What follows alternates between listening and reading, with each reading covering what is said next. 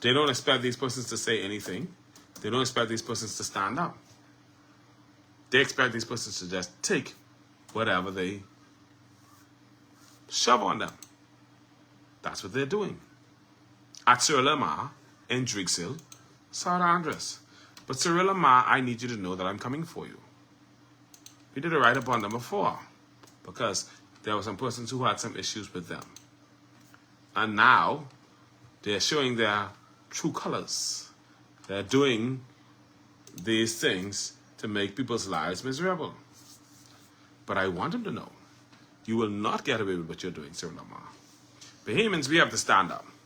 All over this country, we have where they're taking advantage of Bahamian workers. All over this country, we have where Bahamian labor is being forced out. All over this country, we have where Bahamian people are being mistreated and abused and mishandled and abandoned and taken advantage of. All over this country.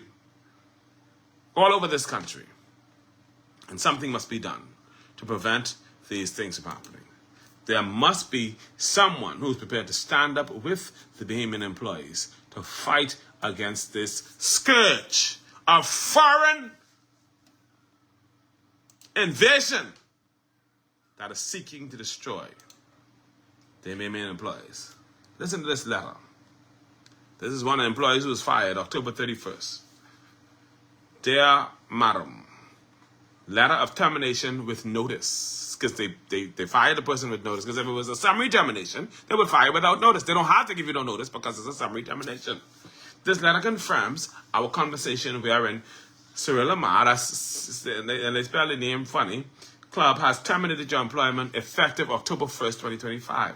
Together with this letter, you are being paid representing your final paycheck through the above date, termination notice, and severance pay, and in addition to unpaid accrued vacation. Breakdown. Now, this person then worked for them for over 5 years. For 5 years.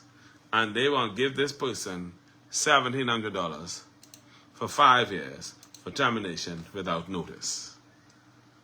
5 years, termination without notice. How in the hell? How in the hell?